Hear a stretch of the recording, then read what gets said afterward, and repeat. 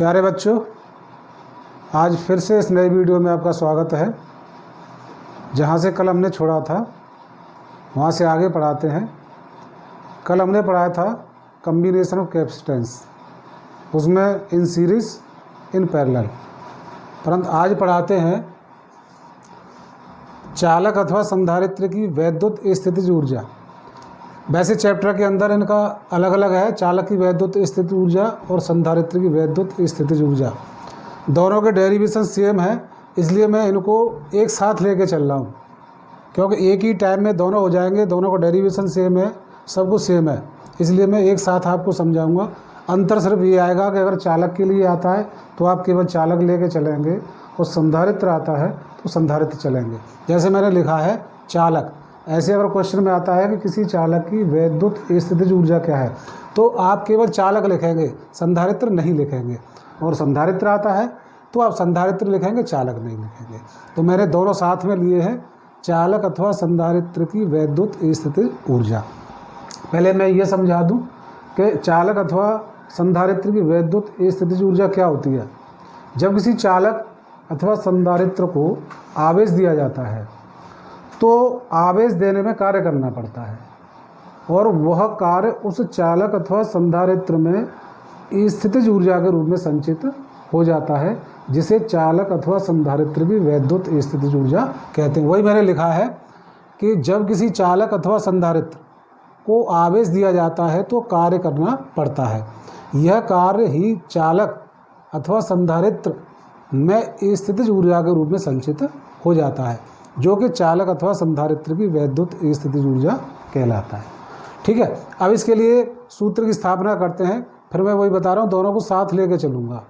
माना सी धारिता वाले किसी चालक, अगर प्रश्न में चालक आया तो केवल चालक लिखेंगे, और संधारित्र आया तो संधारित्र लिखेंगे।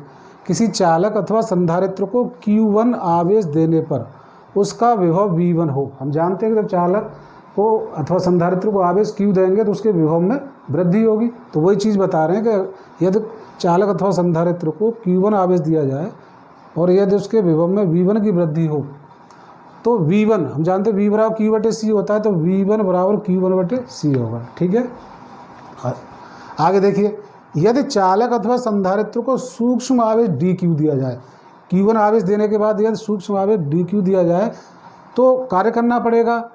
तो इसमें आगे देख तो किया गया सूक्ष्म कार्य। जब सूक्ष्म आवेश दे रहे हैं तो कार्य भी सूक्ष्म होगा, तो DW बराबर VQ होता है सूत्र, तो यहाँ V1 इंटू DQ। V1 की वैल्यू लगा दीजिए आप, जो हमने निकाली है, Q1 बटे C इंटू DQ। अब क्या करते हैं कि यदि चालक को Q1 बराबर 0 से Q2 बराबर Q तक आवेश दिया जाए तो कितना कार्य करना पड़ेगा, अर्थात किया गया कार्य। फिर हम इसका समाकलन करेंगे। समाकलन करने पर देखिए, समाकलन DW समाकलन Q1 by C DQ, Q1 बराबर 0 से Q2 बराबर Q तक।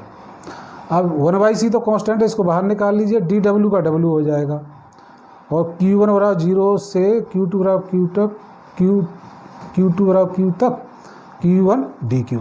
समाकलन का मैं बता दूं, समाकलन कैसे करते हैं। समाकलन का सूत्र ये है, जैसे ये चीज़ है x पे पावर n dx, इसका समाकलन क्या होगा, x पे power n plus 1 upon n plus 1। जैसे अगर यहाँ 2 पावर हो तो क्या हो जाएगा, 2 प्लस 1 बटे 2 प्लस 1, यानी x पावर 3 बटे 3। इसी सूत्र के हिसाब से हमने समाकलन किया, तो w बराबर 1 बाई C बाहर चल रहा है हमारा ये। ठीक है, Q1 पर क्या हो जाएगा, यहाँ एक पावर मान सकते हैं, जब कोई पावर नहीं तो एक मान लेते हैं, एक पावर मान लेंगे तो क्या हो जाएगी, 1 प्लस 1 अपॉन 1 प्लस 1। तो W बराबर 1 बाई C, Q1 कितनी हो जाएगी जोड़ के, 1 प्लस 1 2, Q1 स्क्वायर बटे 2, Q1 बराबर 0 से Q2 बराबर Q। अब एक बार Q2 लिख दीजिए, एक बार Q1। ऐसा ही किया है, W बराबर 1 बटे 2 इंटू 1 बटे C Q2 square minus Q1 square. W बराबर 1 बटे 2 इंटू 1 बाई C।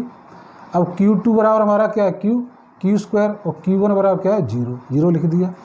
तो W बराबर 1 by 2 Q square by C। ये हमारा किया गया कार्य है।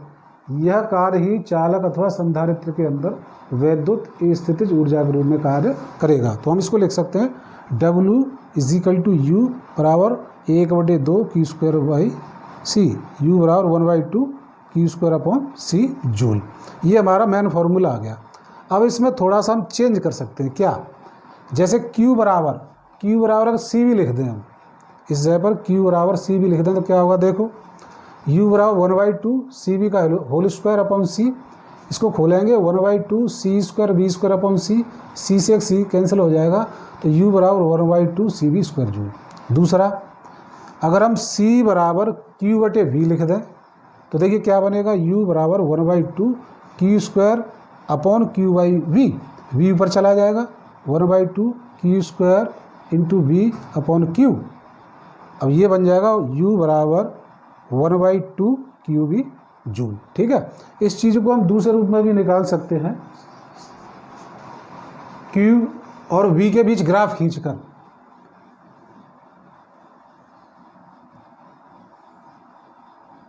O x direction, y direction, हम जानते हैं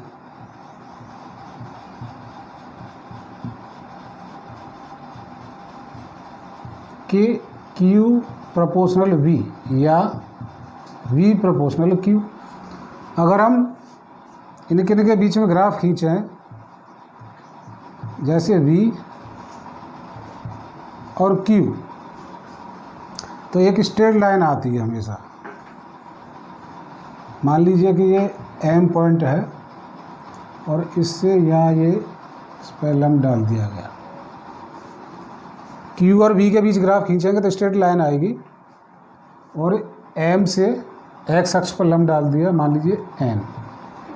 अब जो चालक अथवा संधारित्र की वैद्युत स्थितिज ऊर्जा होगी, इस वक्र द्वारा जितना भी क्षेत्रफल गिरा है उसके बराबर होगी। अर्थात ये जो त्रिभुज बना है O, N और M के क्षेत्रफल के बराबर ही इस चालक अथवा संधारित्र की वैद्युत स्थितिज ऊर्जा होगी, जिसको हम निकाल सकते हैं। अतः चालक या संधारित्र की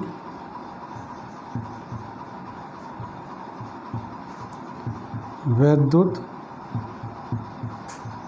स्थितिज ऊर्जा U बराबर त्रिभुज OMN का क्षेत्रफल, तो U बराबर 1/2, ये क्या चीज़ है? O आधार गुणा लंब होता है, तो ON हमारा क्या है? V। ये क्या है? Q। तो U बराबर 1/2 UV, ऐसे भी हम निकाल सकते हैं जूल। और वही वैल्यू रख के U बराबर 1/2 Q²/C या U बराबर ½ CV² जूल, कैसे भी निकाल सकते हैं। लेकिन ऐसा नहीं है कि पेपर में क्वेश्चन, अगर ये 2 या 3 नंबर का क्वेश्चन आए और आप इसी शॉर्टकट से कर दें, ऐसा नहीं। ये तो मान लीजिए कि 1 नंबर में अगर पूछ लेता है कि क्या व्यंजक है तो आप कर सकते हैं, अदरवाइज़ 2, 2.5 या 3 नंबर में प्रश्न आता है तो आपको फिर उसी विधि से करना पड़ेगा। तब पढ़ते हैं आवेशित संधारित्र का ऊर्जा घनत्व। वो मैं इसलिए पढ़ा रहा हूँ कि ऊर्जा की बात चल रही है, तो ऊर्जा घनत्व भी ऊर्जा से रिलेटेड है। तो हम जानते हैं वी नोट दैट C बराबर K/0 A/D, ये धारिता होती है संधारित्र की। और अभी ऊर्जा हमने निकाली वैद्युत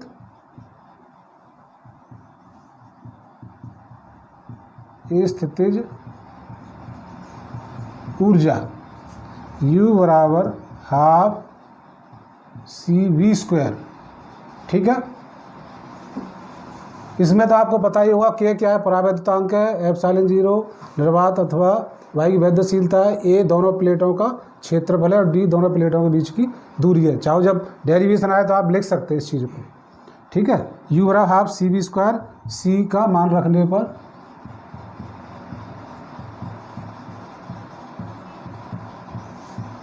तो यू बराबर half K epsilon 0 A upon D into V square.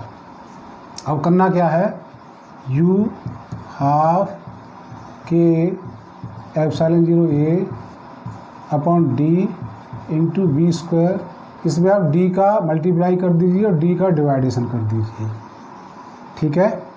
तो u बराबर 1/2 के एप्सिलॉन 0, ये देखिए डी का डी में कराएंगे और v हो जाएगा वी स्क्वायर बटे डी स्क्वायर, ए को बाहर निकाल दीजिए और डी बाहर निकाल दीजिए।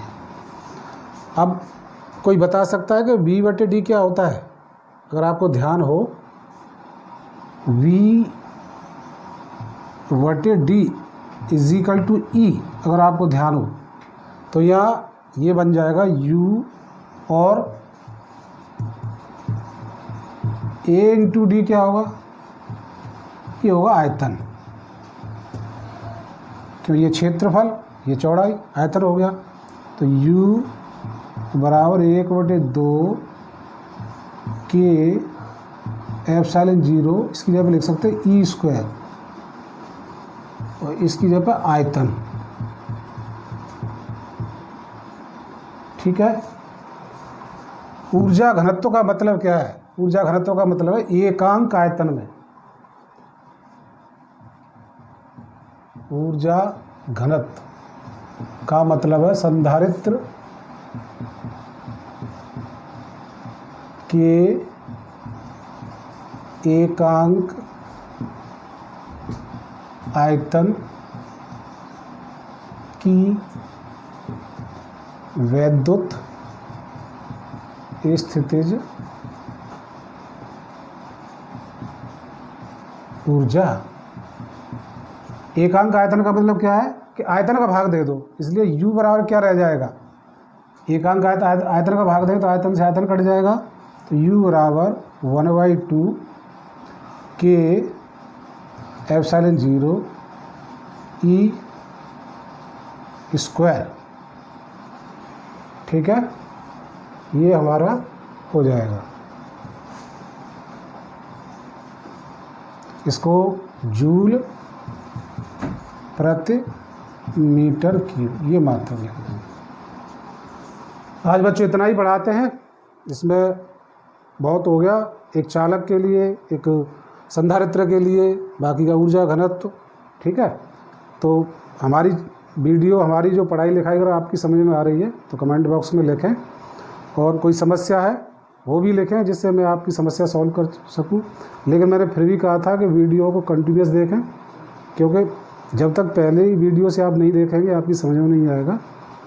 तो देखते रहिए, कमेंट लिखते रहिए। Okay, thank you.